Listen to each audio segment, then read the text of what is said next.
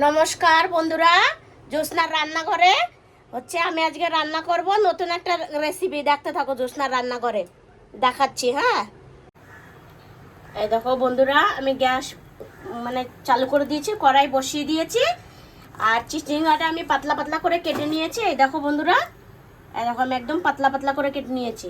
এটা না আমি তেল ছাড়া আগে দিয়ে দেবো, কেন অনেক জল বেরোয় তো। এবার আমি তেল ছাড়া দিয়ে দিলাম।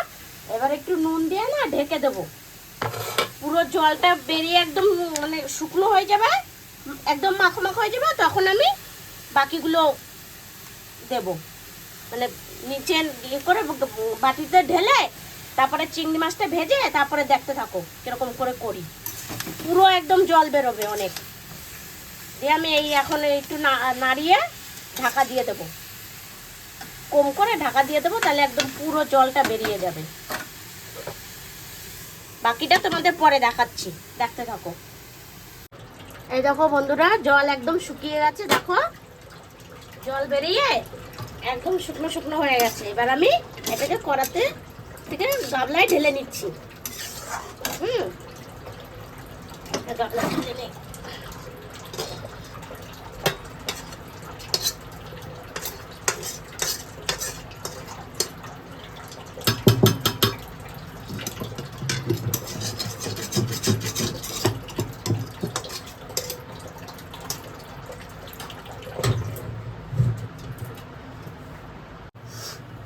কড়াই আমি ধুয়ে পরিষ্কার করে বসিয়ে দিয়েছি। এবার আমি কড়াতে তেল দিয়ে দেব।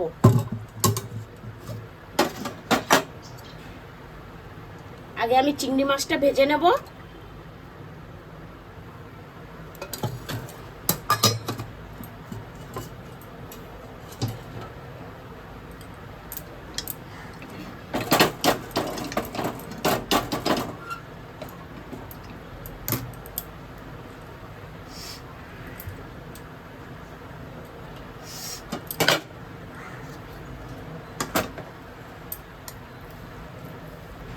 চিংড়ি মাছটা দিয়ে দিই।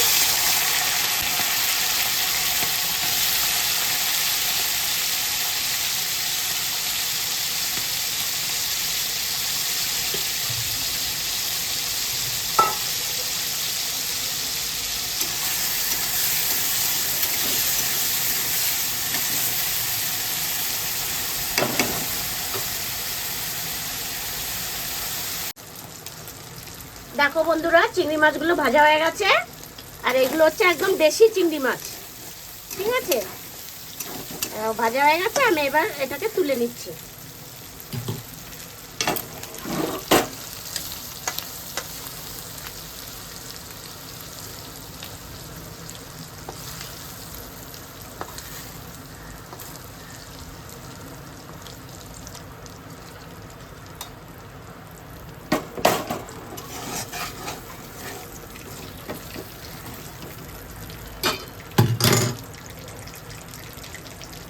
এবার দিয়ে দেবো তেজপাতা, কালো জিরা, শুকনো লঙ্কা ফোড়নে।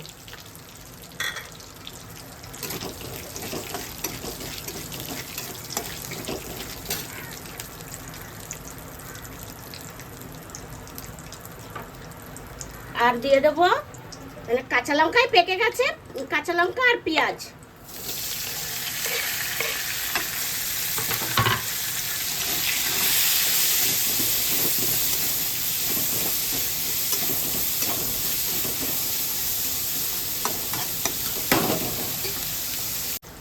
পেঁয়াজটা ভাজা ভাজা হয়ে গেছে একদম লাল লাল করে। এবার আমি দিয়ে দেবো একটু হলুদ, কারণ হলুদ তো দেওয়া হয়নি। এবার তেলের উপরে হলুদ দিয়ে দিচ্ছি, তাহলে আর হলুদ হলুদ গন্ধ ছাড়বে না।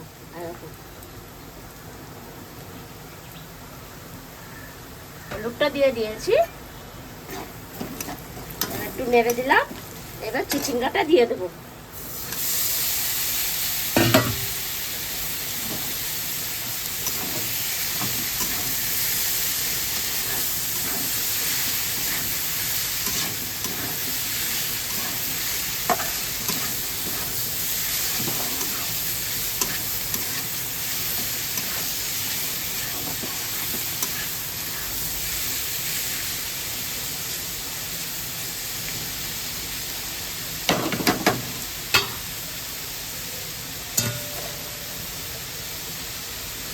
আর অল্প করে একটু নুন দিয়ে দিই, দিয়ে এবার ঢাকা দিয়ে দেই। ঢাকাটা আমি খুলে দেখছি।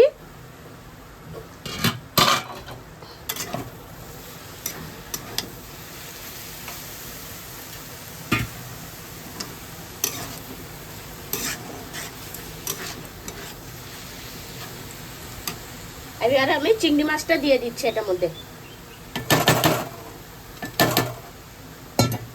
পুরো চিংড়ি মাছটাই দিয়ে দিচ্ছি।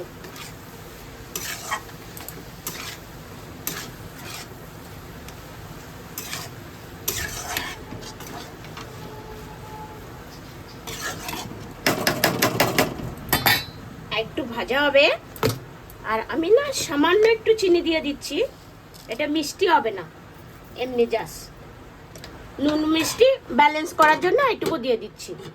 আর একটু ঢাকা দিয়ে দিই, তাহলে হয়ে যাবে। আর 5-10 মিনিট হবে বাস।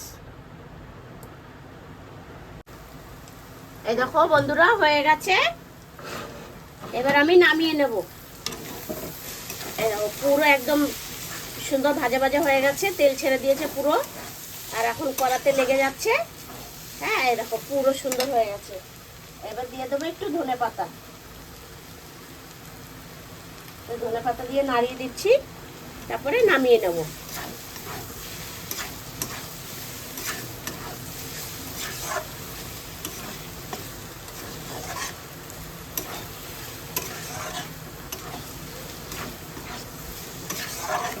নামিয়ে নিচ্ছি, হয়ে গেছে।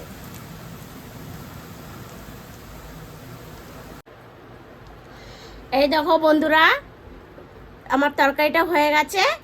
এরকম যদি ভালো ভালো ভিডিও দেখতে চাও তো দিদিকে একটু লাইক করে দিও, একটা ফলো করে দিও, ঠিক আছে?